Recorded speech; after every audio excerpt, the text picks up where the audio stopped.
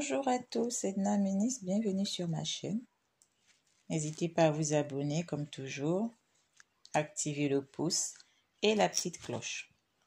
Mes différentes chaînes sont un peu là. Donc, cliquez là-dessus pour me suivre. Comme ça, à chaque vidéo, vous en aurez l'information. Aujourd'hui, nous allons un peu parler de la relation. Relation dans le couple, la relation dans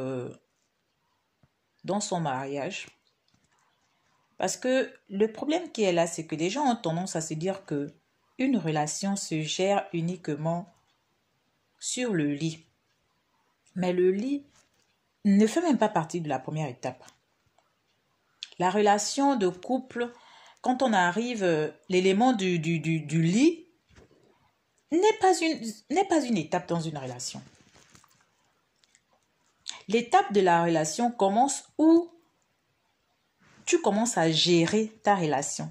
La relation ne se gère pas seulement que dans le sexe. La relation se gère tant physiquement que moralement que psychologiquement. Parce que si tu croises quelqu'un que tu épouses, tu le croises par exemple, il était chômeur. 10 ans plus tard, il est toujours chômeur. Tu n'as rien fait. Tu n'as pas travaillé dans ta relation. Tu croises quelqu'un, il ne s'entendait pas avec sa famille. 5 ans, 10 ans plus tard, il ne s'entend toujours pas avec sa famille. C'est même devenu plus qu'à votre rencontre. Tu n'as rien compris. La relation, tu dois amener ton mari à changer.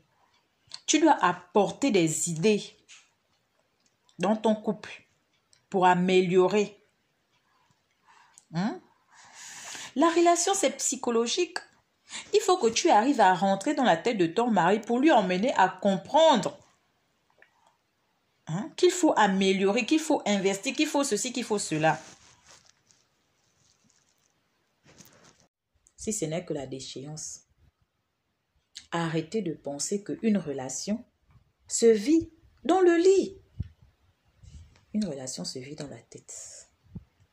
Pour construire son foyer, jour après jour, comme vous voyez, les oiseaux font leur nid. Une tige, ils posent et le nid devient fort et solide. C'est aussi ça. C'est comme ça.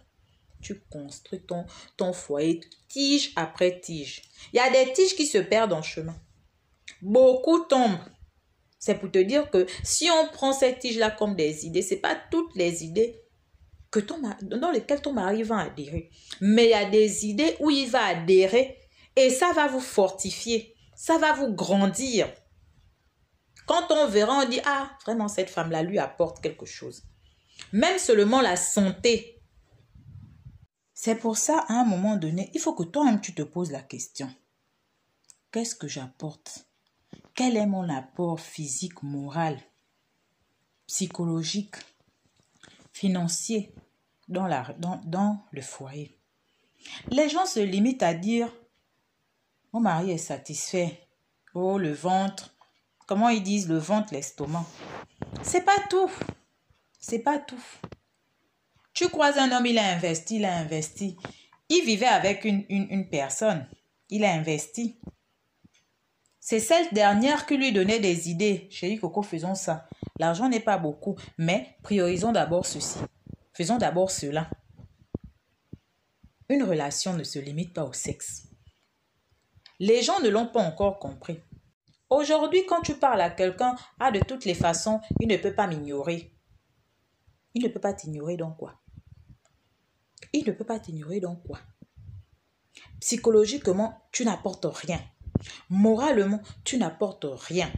Physiquement, il n'y a rien. Financièrement, oh là là, c'est pas la peine de parler. Sur quoi tu bases ta relation? Sur quoi tu bases ta relation? Il y a des hommes infidèles dehors, mais ils reviennent chez eux. Posez-vous la question, pourquoi? Il va te promettre monts et marais, il va te construire une maison, il va ceci, il va cela. Pourquoi il retourne là-bas? Parce que justement, c'est grâce au conseil qu'il prend là-bas qu'il arrive à t'entretenir. C'est parce qu'en étant avec celle qui est là-bas, il arrive à investir, à économiser l'argent que tu manges gratuitement, sans idée, sans psychologie avancée. À un moment donné, essayez vous-même de faire le bilan. On ne parle pas seulement de finances. Même la réflexion, c'est un apport. Même la réflexion, c'est un apport. Il y a des gens qui divorcent, ils n'ont jamais travaillé de leur vie. Ils ont soutenu autant pour moi leur mari dès le début de sa création d'entreprise. Il a donné des idées. Il rentrait à la maison, tout était prêt. Elle était là, elle était présente. Là-bas au tribunal, là, ça compte. Toi, tu ne fais rien. Tu attends la nuit dans la chambre. Et je ne sais pas qui a dit à une femme, et cette femme a propagé à tout le monde que lorsque vous avez une relation avec votre petite amie, avec votre mari, avec votre bon ami, c'est lui qui est gagnant dans ça. Donc vous allez me dire que quand vous faites l'amour, c'est seulement lui qui a le plaisir. Toi, tu ne gagnes rien. En réalité, donc, toi, tu le rends service. Je ne sais pas qui a dit ça à une femme. Et la femme, là, a propagé la nouvelle. Mais laissez-moi vous dire que vous vous êtes trompé. Certainement, on vous a dit quelque chose et puis vous avez transformé la relation. Construire le couple, construire son mariage, c'est pas ça là. C'est pas seulement sur un lit. Il faut pouvoir être patient. Il faut pouvoir être présent. Il faut emmener ton mari à adhérer à tes projets. Il faut pouvoir mettre des projets en commun, adhérer à tes idées, à tes propositions, dans le bon sens, pas pour nuire, pas pour détruire. Vous pensez que quand l'homme te dit pendant l'effervescence, on va dire, oui chérie, oui chérie, oui chérie, il se réveille le matin, c'est fini. Il ne pense plus à ça. C'est pas à ces moments-là que tu viendras lui parler des projets.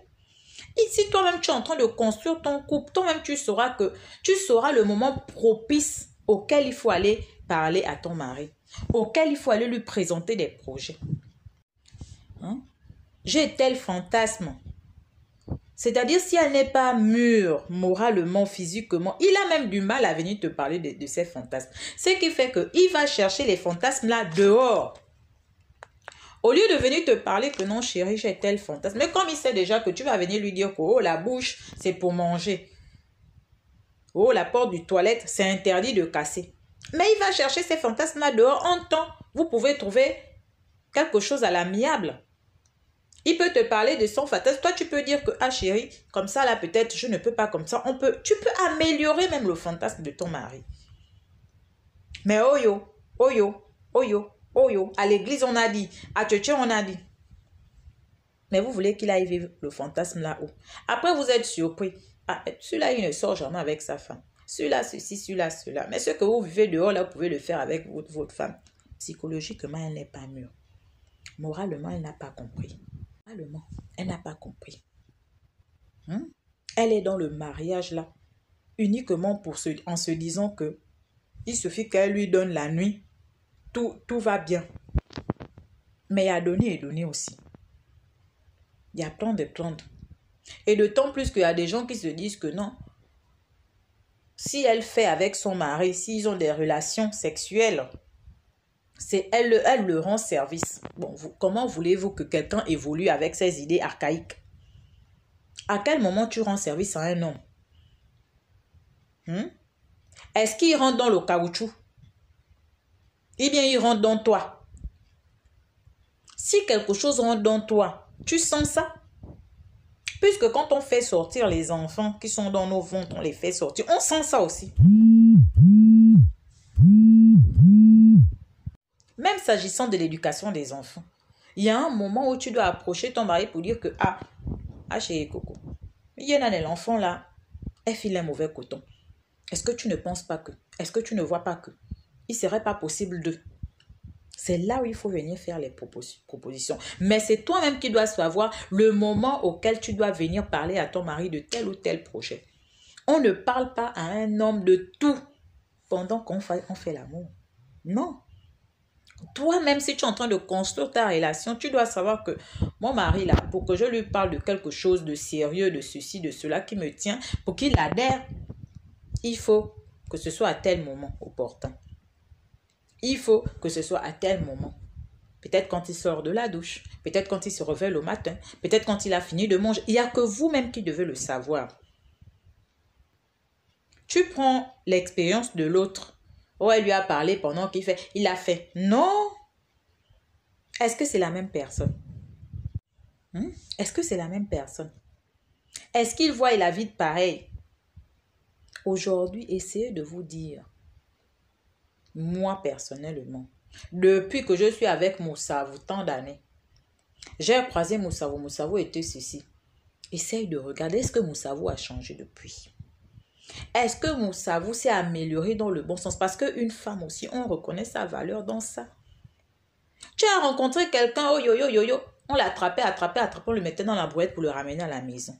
10 ans plus tard, Ama, on ne le ramène plus à la maison. Il a même élu domicile là-bas. Mais qu'est-ce que tu as fait réellement, concrètement?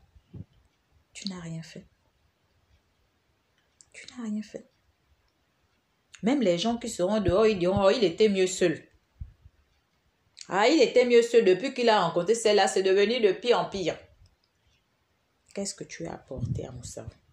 Il prend la petite dehors, car le mental, psychologiquement stable, il l'emmène dehors, il la présente. Après, vous êtes surpris.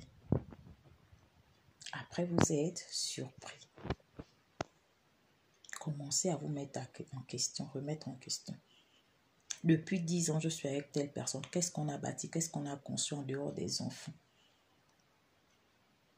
Parce qu'il faut protéger l'avenir de ces enfants-là. Et qu'est-ce que vous avez déjà fait pour la succession? Quels sont les business que vous avez pu mettre en place? Ton mari ne travaillait pas, il a trouvé le travail. Quelles sont les priorités? C'est de ça qu'il s'agit. J'espère que cette petite vidéo vous aurait plu. N'hésitez pas, abonnez-vous.